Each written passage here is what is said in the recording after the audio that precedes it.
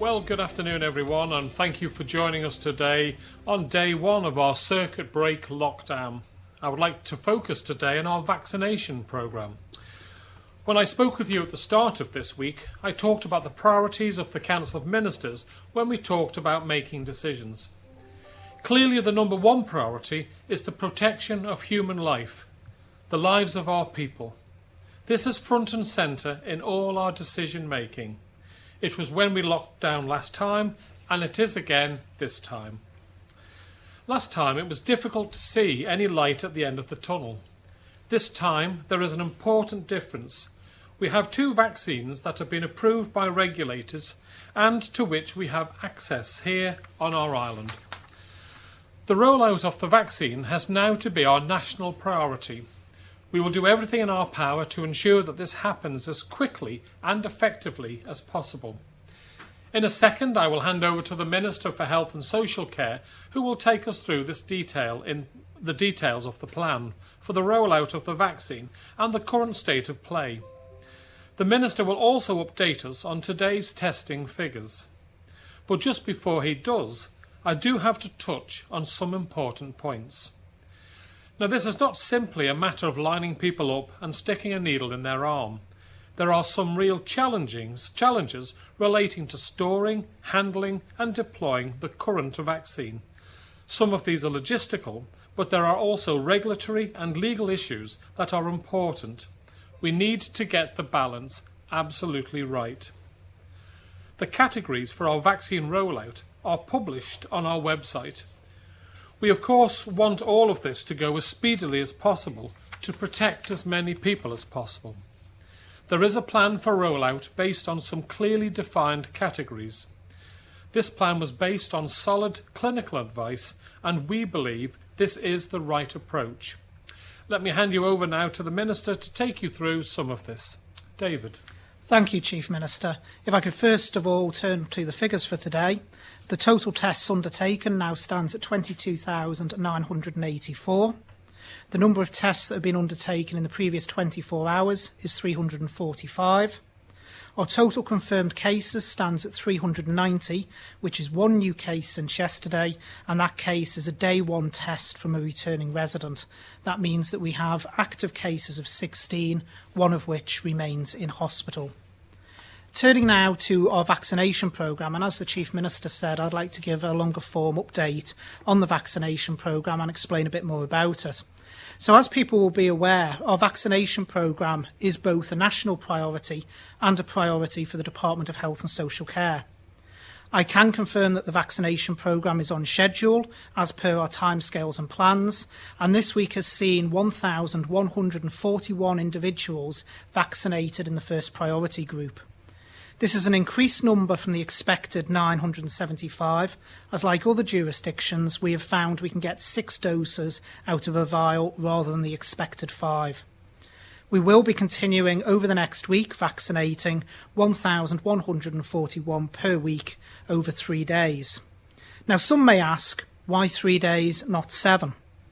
The decision has been taken to do the 1,141 over 3 days of vaccination rather than spreading the 1,141 over 7 days. We have also to remember that this is a medical procedure. It is not a production line. There are medical protocols and procedures that must be adhered to. This is a brand new vaccine, and it is important that we ensure that operating practices are correct and that we deliver this in a safe way. That means we are learning on the ground as we go. That means we must constantly assess and change our protocols based on the actual experience of the rollout itself, ensuring patient safety at all time. The Pfizer vaccine is a very complex vaccine. In fact, some have said to me that it's the most complex that has ever had to be handled in this way. It is therefore essential that it is handled with care in line with the manufacturer's recommendations and clinical guidance. Those receiving the vaccine would expect nothing else. We have to remember at the moment we are only using the Pfizer vaccine, which logistically is much more challenging.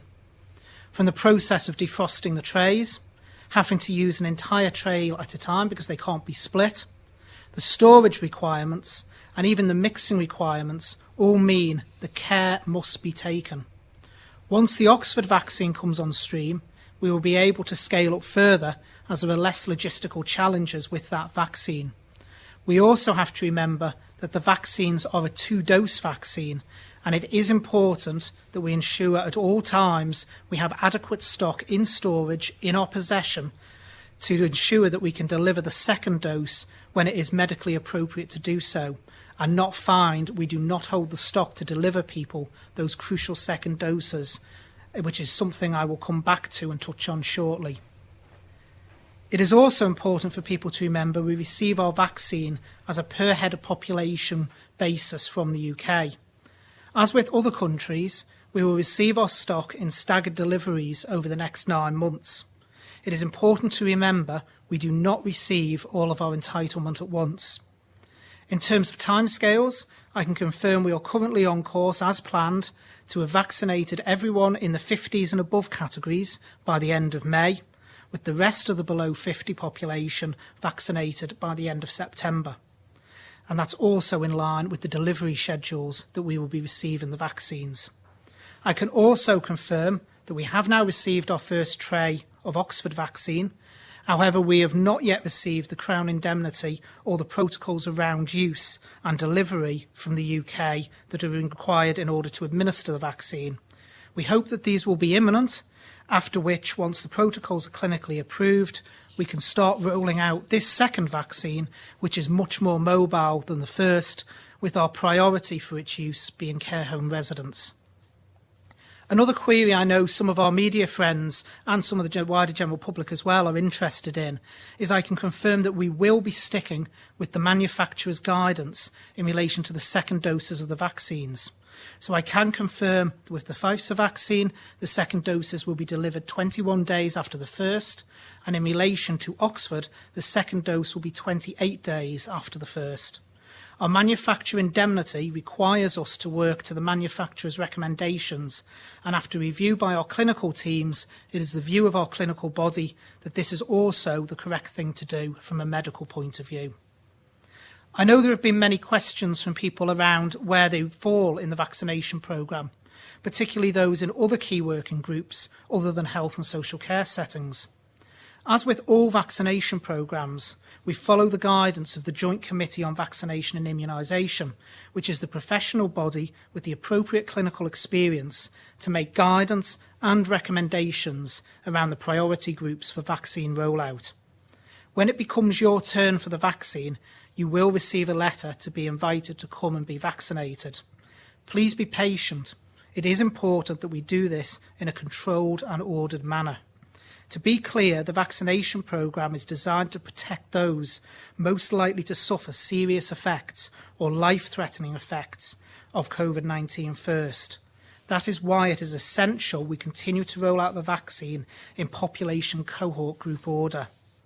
The vaccination programme priority grouping is not based around if you're likely to contract COVID, but on who would suffer the most serious or life-threatening effects should they contract it. Once again to confirm, based on the current rollout, all those aged 50 and above and those in the most vulnerable categories are expected to have been offered the opportunity to have a vaccine by the end of May if our delivery schedules hold up as we expect they will. It will then be rolled out across the rest of the population from May to September in line with our delivery schedules. I emphasise again that we will be sticking to the priority groupings and that people will be written to and invited when it is their turn. Can I also take the opportunity to publicly thank all those involved in the vaccination rollout? This is one of the biggest logistical challenges we have ever faced and is the biggest vaccination programme in human history. So thank you to everyone involved and also to all those who have come forward to offer to help. The letters for the over 80s category inviting them to come for their vaccination will start going out tomorrow. At this point, only those who can make their way to Nobles are being invited. Further information will be sent to those that fall into this category and that are housebound shortly. If you fall into this category, can I ask that you wait until receiving your letter before calling 111 to try and arrange an appointment? The letter will be on its way. Another question that has been raised is around patient transfers. I have explained at this podium before that this is not as simple as it may appear, with the vaccine for effective efficacy required to be a 2-dose vaccine delivered days apart. Also, immunity is not instant. It takes several days after vaccination to develop both after the first and second doses. DHSC has been working on the logistics of how we vaccinate patient transfers, and I can announce that for all those patients who are travelling to the UK in the next 6 to 8 weeks initially, that already know of an appointment, with immediate effect, consultants who make a referral to the UK and agree a patient transfer will now also be able to organise for the patient to be referred for a vaccine at the same time as the patient transfer referral is made. Once this is done, patients will be advised and can book their vaccine. It is important to stress that this needs to be clinically led and a clinical decision, as not all patients may, due to their condition, be able to have the vaccine. A couple of other areas I want to touch on, if I may, Chief Minister. Firstly, elective surgery. People will remember that we suspended elective surgery for a 2-day period in order to preserve bed capacity at Nobles. This was reviewed clinically last night, and it has been operationally decided to extend the suspension for a further 7 days. At the moment, the situation around any potential wider community spread of COVID-19, while looking optimistic, is still unknown. So at a time when the hospital is dealing with the normal annual winter pressures, it is important we still ensure that bed capacity is there should we need it. I thank people for their patience on this. Also, the operational decision has been taken to suspend respite and day services for 7 days. These services deal with individuals who are high risk to the virus exposure and also are some of the most vulnerable people in our society in settings where social distancing is impractical and impossible to police. There will be exceptions based on clinical judgment around cases where the lack of service provision will bring about severe detriment. At a time when we are still not certain around the possible transmission in the community, it is important we do all that we can to protect those individuals from any virus contraction. I need to be clear, we wish to keep this disruption to service users and families to a minimum. And unlike the last lockdown, this is for 7 days only at this time. And if the situation remains the same around community cases, then we will look to reopen services in 7 days. Thank you, Chief Minister. And thank you very much, David. And it's great to hear the progress so far and that we are ready for the next steps. And thank you to everyone working so hard on the vaccination programme. As you heard from the Minister, there has been a large number of tests, and I would like to pass on my thanks to the swabbing team and colleagues in the lab who have made this possible. It is encouraging to see that apart from a single day one test, which, given the infection rate in the UK, is to be expected, we have seen no additional positives at this stage. I do want to mention that we had some feedback that people would like us to present the test results in a way that more clearly separates results of the recent clusters from the more day-to-day, everyday testing. We agree, and we are working on that now. While the results are good news, I do need to underline the fact that this is only the start of a period of uncertainty while we continue contact tracing and undertaking more testing to see the extent of any community spread. There is some way to go yet before we have a complete picture. At this point, I would like to hand over to our Director of Public Health for an update on this. Dr. Ewart. Thank you, Chief Minister. Yes, as the Chief Minister and Minister Ashford said, we have been doing extensive testing with large numbers of tests over the last few days in response to the cluster, and it's extremely reassuring at this point to be able to say that the only positive in the last 24 hours was a day one travel. However, that really doesn't mean to say we can relax yet, because we are not through the incubation periods for either cluster so far. So the message there is to everybody who was identified as a low-risk contact, Please keep on self-monitoring. Please go on looking out for symptoms. And if you notice any, even if you think maybe they're not worth reporting, please do report them. Please do contact COVID 111 and discuss them with the team there, because they will be able to advise you whether a test is appropriate. And we're really taking the approach that if you have been in any of those venues, any symptoms makes it worthwhile testing. The risk we have here is that we still haven't closed off all the potential transmission chains from these clusters. And that means there is a risk that it is getting further out into the community under the radar. So I would like to say to everybody on Ireland, even those who were nowhere near any of those venues and certainly haven't been identified as a high-risk contact, still please keep vigilant for the onset of any symptoms that could be COVID-related. And if you notice anything, please contact 111, because it's always possible that you could have been infected by someone who themselves remained completely asymptomatic, and so we wouldn't be able to pick you up through the case finding and contact tracing done through the cluster investigations. So that's just to remind everybody to stay vigilant and report symptoms if they notice them. Thank you. Thank you very much, Henrietta. And I know that the team have been working around the clock on this, so please pass on my thanks. And again, thank you to everyone who has come forward following our appeals over recent days. This is making a real difference. On the subject of making a difference, I would like to say something about our food retailers. They have yet again gone above and beyond to support our island at this difficult time. A number of retailers now have in place either dedicated shopping hours or are giving priority access for the island's elderly and for those who are supporting the most vulnerable. I would ask everyone to support this. If you see elderly and vulnerable members of our community and those shopping for them, please allow them access to the front of the queues.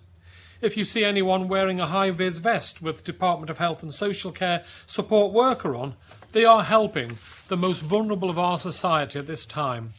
By allowing them access to the front of the queue, you will be helping a number of families who are unable to leave their homes during this lockdown. I mentioned yesterday the importance that our incredible community spirit will play in this new chapter. It is more important than ever to stay connected and look out for one another. Words like lockdown and isolation can make us feel that we are on our own, but we are not. If you or someone you know is struggling, then there are a lot of services out there that are still very much open for business. Our charitable sector was so important last spring and is again ready to help, and most government-run services are still available. Please do not hesitate to get in touch. Some might be run differently or no longer face-to-face, but video or phone options are often available and the help is still there. This very much includes emergency department and our mental health services. As we go through this circuit break period, please check in with your neighbours, friends and family. Ask them, are you okay? These simple 3 words, knowing that someone is out there, can make a big difference to the way they are feeling. Whilst this is a difficult time, it is another chance for us to show how strong our community is on this island. There are a range of resources out there. You can start at the Are You OK website, which you'll find at areyook.gov.im. You will also find their contact details for our partners at Cooth and Quell. Both offer online mental health and well-being support for children and adults. They can provide a safe place to discuss how you are feeling. Before I pause and take questions from the media, I want to pick up some queries which we have received from the public. We have asked parents to keep their children at home wherever possible and asked nursery playgroups and childminders to remain open only for those children who are designated as vulnerable or who are children of essential workers. A list of nurseries, playgroups and childminders who have remained open and have places available can be found on the Registration and Inspection Unit section of gov.im. This will be updated on a daily basis. On our civic amenity sites, Although these have not been directed by government to close, the relevant authorities have taken the decision to do so. This is so that appropriate measures to protect the public and their staff can be put in place. Government is working with the civic amenity sites so that they can reopen as soon as possible. The eastern and western civic amenity sites will reopen on the 15th of January. The northern civic amenity site is looking to open on the 20th of January, reintroducing its booking system. Government is working with the southern civic amenity site to reinstate the one-way road closure order, which was in place last year, and it is hoped that this will assist that site in being able to reopen. It is important to note that the island's Bring Bank network is still fully operational, and you can take glass cans and paper to these sites where they will be collected as normal. Finally, a reminder that dentists have not been mandated to close, although it is of course a matter for individual practices whether they operate or not. If you have an appointment over the next 3 weeks, please check with your dentist. And now to the media, and just to let you know that the Education Minister is here should you have any questions in that regard. And first I have Simon Richardson from Business 365. Good afternoon, Simon. Faster mine. Good afternoon, Chief Minister. My first question, 2 arrests today for COVID breaches so far. Do you envisage higher levels of public disobedience the second time around? I would hope not. I have heard about the 2 cases, but obviously no detail yet. And even if there was detail, I wouldn't be able to discuss them, I'm afraid, because if they're going to be prosecutions, then that's between the police and the courts and the individuals concerned. But yeah, it's disappointing to hear that there's been 2 cases, but let's just hope that that's a temporary blip and we'll get back to the fantastic compliance that we've seen from all sectors of our island community. And secondly, in terms of the Oxford vaccine, once it starts being distributed, could you confirm if it's planned to get local pharmacies involved? Right, well, I'll bring in the Health Minister who's been working on this to give you an answer, Simon. Thank you. Hi, Simon. Yes, we have been speaking with not just local pharmacies, but also the GPs, because, as I think I've said before, the Oxford vaccine is much more logistically able to be moved around. So we are engaging with them.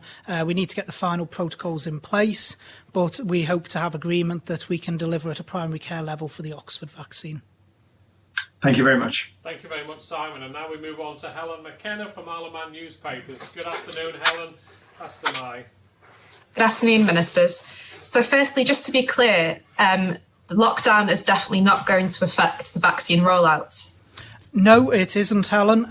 We have obviously areas of high transmission, such as the UK, have a vaccine rollout. There's appropriate PPE and infection control protocols being put in place. We will still be sticking with our plan, and we will still, in the initial stages, until we have access to Oxford, when we can ramp up, be doing the 1,141, I think it is, per week. Okay, thank you.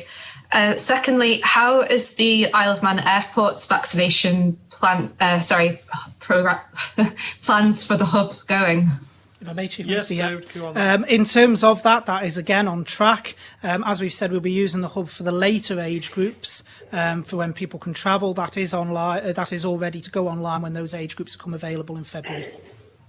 Okay, thank you. Thanks very much, Helen. Now we move on to Alex Bell from BBC Isle of Man. Good afternoon, Alex. Faster my. Good afternoon. I'd like to ask a question of the Health Minister, please. Given the hope we had on Monday with the vaccine programme beginning, followed by the lockdown shock, it's been a mixed week. And I think yesterday people were fairly flabbergasted to hear that the vaccination programme has been effectively suspended till next week after just 3 days.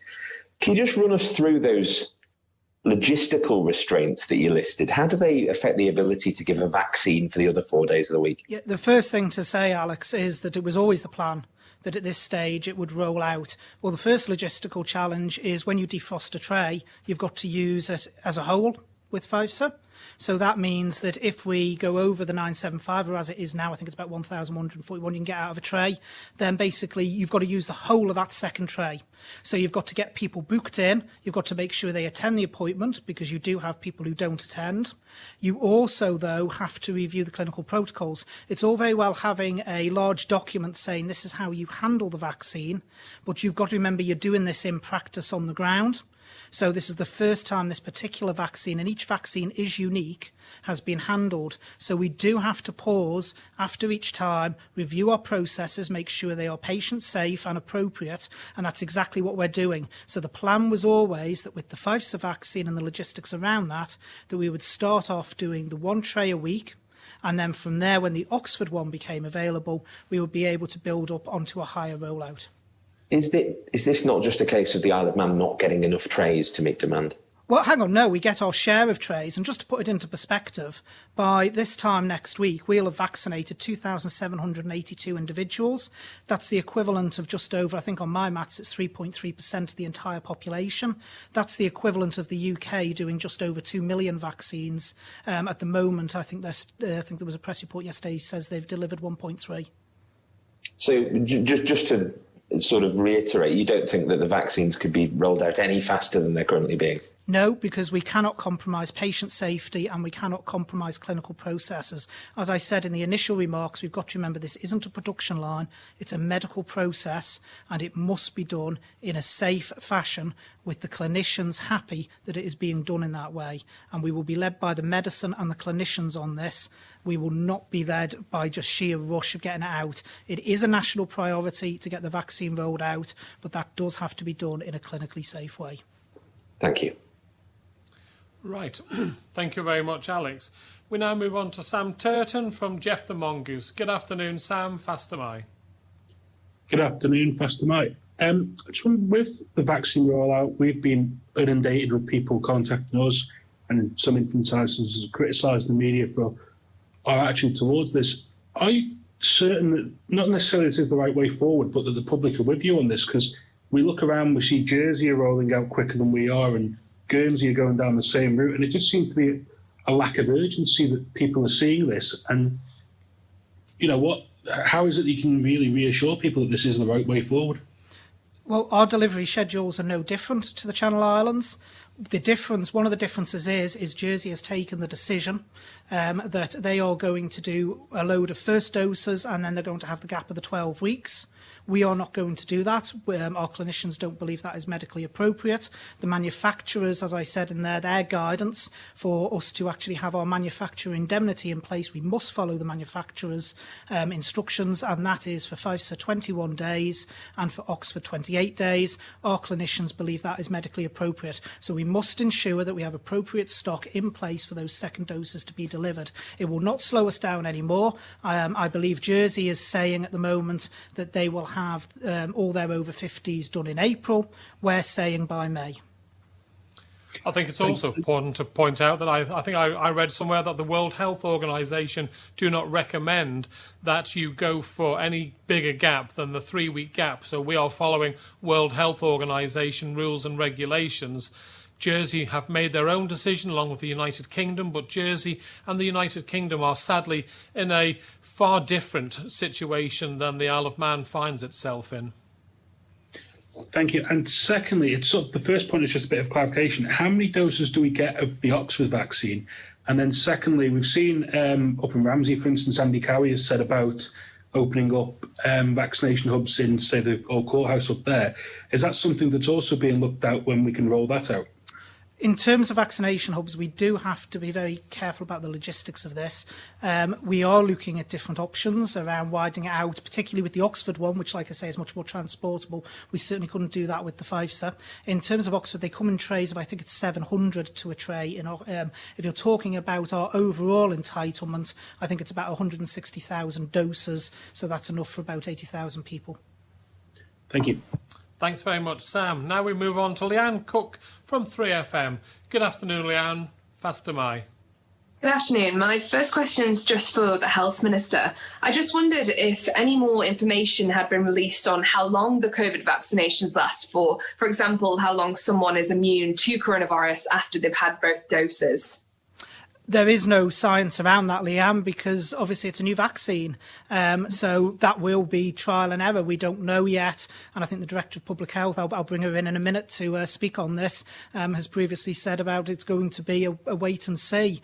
One of the things, though, it does give me an opportunity to say off the back of your question, is that one of the things that FIVSA has said, particularly as the manufacturer, that they are concerned about the idea of spreading the second dose out past 21 days, because in the words of the joint statement themselves and BioNTech, who also developed the vaccine, they say there is no data to demonstrate that protection after the first dose is sustained after 21 days. So it is important that we actually do this right. I know there is some trial data that shows that people who've had 2 doses of the vaccine actually see a higher antibody response than those who've actually had the disease. So that is quite encouraging. But how long that lasts, we don't yet know. And I'll bring the Director of Public Health in case there's anything further she wishes to add. Yes, there's not a lot to add there, really, because the Health Minister has given a comprehensive statement about the fact that we simply do not know how long protection lasts, because we haven't had the time course to run to see that. And obviously that's something that is being very closely monitored. And the advantage now is that we will be able to monitor it in the real world situation, which often gives different data to that's purely from a trial situation. The other point just to pick up on was, I think your question said, how long does it give you immunity for? And we just need to unpack a bit what we might mean when we use the word immunity. What the vaccines do on the basis of the trial data that we have is protect the people who have been vaccinated from serious illness. We don't know yet whether it protects them from infection. We will know that over the coming weeks and months as further data accrues and some of the serological studies are done to see whether people who have had the vaccine go on to develop a reaction that indicates that they've had a COVID infection. But that's going to take time to accrue, so we just have to be a little bit careful about being clear what it is we know about these vaccines. Okay, thank you. Thank you very much, Leanne.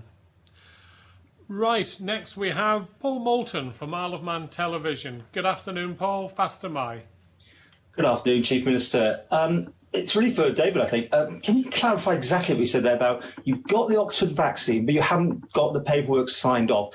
If that's the case, could you have not previously signed off the paperwork? Do you have to wait until it actually arrived? And this is what's causing people, and it's certainly very much out there, people are worried that this could be done quicker, as we've already heard from other journalists. Well, Paul, we can't sign off something we haven't got and we haven't seen. The protocols around the use of the vaccine have to come from the manufacturer and come through the UK.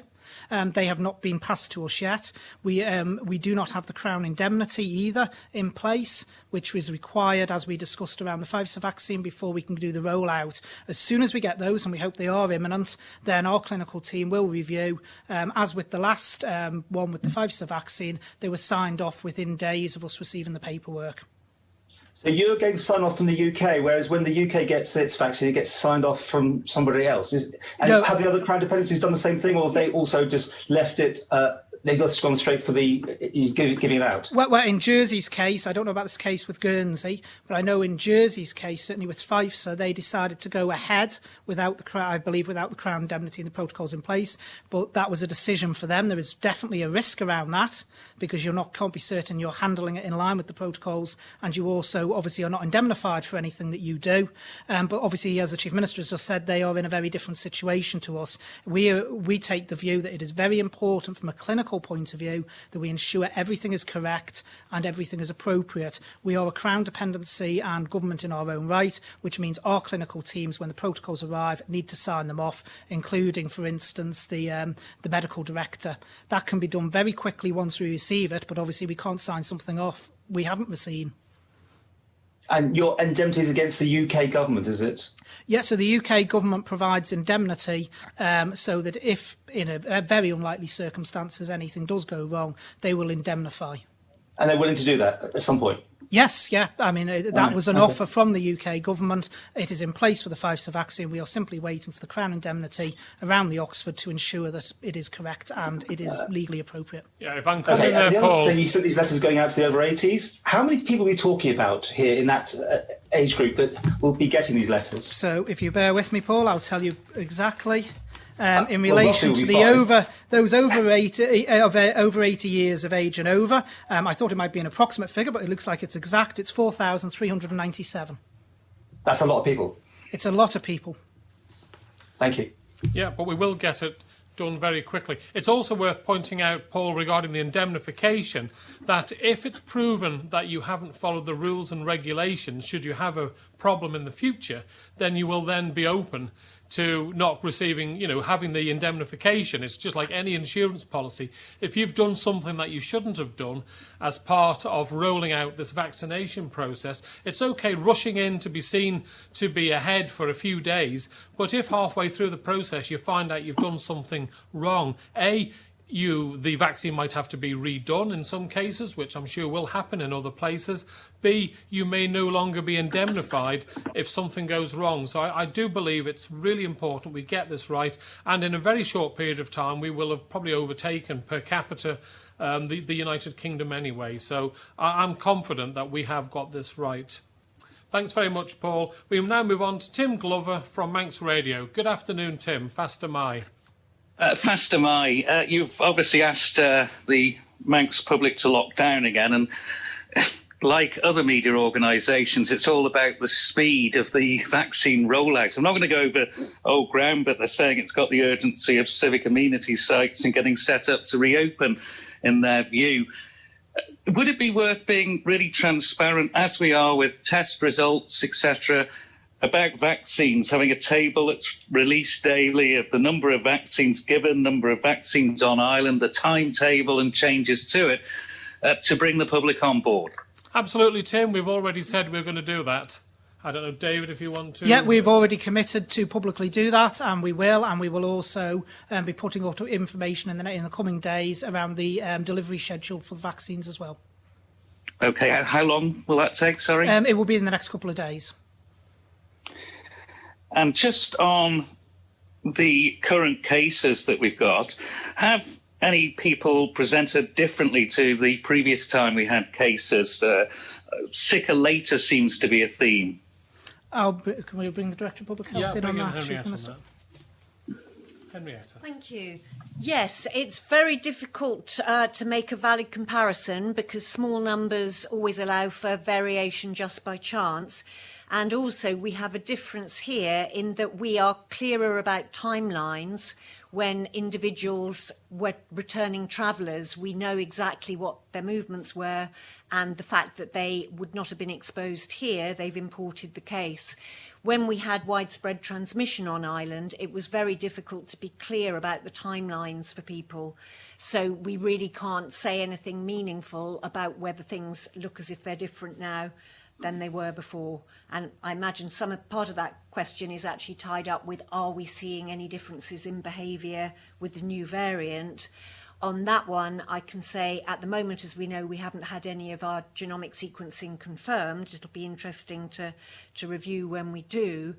And within public health circles and infectious disease circles, there are anecdotal suggestions that maybe it presents differently. Actually, in that case, it looks as if the symptoms start sooner rather than later, which is a bit different from what we think we've seen here in the last two clusters. But at this stage, that is just anecdote. It needs sufficient numbers and sufficient analysis to see whether that's real or just a feeling that turns out to be not substantiated. Okay, thank you. Can I just get a clarification? I think the Health Minister said 1,141 vaccinations given, but the comms at government's saying 1,041. Right, we'll get the Health Minister back to come and give the clarification, Tim. Thank you. Yeah, I gave the exact figure in my speech, and the figure I've got in my speech, which was given to me by the department, was 1,141. Yeah. Should there be any difference to that, Tim? Obviously, if we put a press release out with 1,041, then we will clarify that. but at the moment it's 1,141. Thanks very much, Thank you. Tim. We now move on to Josh Stokes, last but not least, at ITV Granada. Good afternoon, Josh. Faster Mai. Good afternoon, Chief Minister. My first question for the Health Minister, please. Like other representatives of the media, I've had many queries regarding the vaccination programme. So first of all, do you plan to change the weekly or monthly targets for vaccinations, given you've already exceeded your original target of 975 per week and the Oxford vaccine is hopefully fast approaching? And do you have an initial idea of what you'd like those projections to be? Yep, so we will be scaling up, as I said, with the Oxford vaccine. So the plan with the Oxford vaccine initially is it will be on top of the 5-to-1, there'll be in a tray of Oxford as well. So that'll be 700 above where we are now. And then we'll go from there, basically. In terms of the 5-to-1, the reason we've been able to exceed our target is that the stated protocols originally said that you would get 5 doses out of a vial. We've actually managed to get 6. Which is what has actually allowed us to deliver more. Okay, and in terms of the Oxford vaccine, is there any sort of timeline as to when you hope to receive that vaccine on the island? Well, we've got the vaccine, we've got the very first tray. As I stated in my speech, we're waiting on the protocols and the Crown indemnity from the UK. Once we have those, our clinical team will work swiftly, I'm sure, to sign that off. And from there, we will start rolling out the Oxford vaccine. The first recipients will be the nursing home recipients because it is a lot more logistically easy to move the Oxford vaccine, and nursing home recipients obviously need to be done on site. Just any idea of when that indemnity may be signed off in terms of a timeline for that, or a hope that you'd like it to be signed off? Well, if, as expected, we receive it in the next few days from the UK, I would expect us to sign it off within 48 to 72 hours later, assuming there's not any issues with the protocols or the indemnity. Okay, thank you. And my second question, you've appealed to volunteers to come forward to be trained to administer the vaccine. Can you just tell us a bit about what the uptake has been like on that? Well, I can speak of the uptake of people who've contacted me. I've had quite a lot of people come via me. There is an address, I'll just put it out there again, a good opportunity, thank you, Josh, that if anyone does wish to volunteer, the email address they can contact is lead, L-E-A-D, @gov.im. In terms of, I believe we've had, I think, about 60 volunteers, I think, in total. I personally have had about 10 people contact me. But if anyone still wishes to volunteer, like I say, the email address is lead@gov.im. That's L-E-A-D @gov.im. And in terms of staffing, you're happy at the moment with the amount of people you have ready to administer the vaccine? Yes, we have it fully staffed up, and we have staffing ratios going all the way through to September. Okay, thank you. Thanks very much, Josh, and thank you all for your questions. Tomorrow I hope to be joined by the Treasury Minister, who will give you an update on work to support our businesses and our economy through the circuit break lockdown. Until then, thank you again for joining us, and thank you for everything you are doing. Please remember the basics. Stay at home as much as you possibly can. If you need to go out, then wear a face covering as much as you possibly can. If you have any symptoms, then stay at home and call 111 as soon as you possibly can. Make the right decisions to keep you, your family and your island safe, to protect what we have achieved, and this time to protect our vaccination programme. Stay safe, be responsible, and whenever you can, please stay at home. Thank you very much.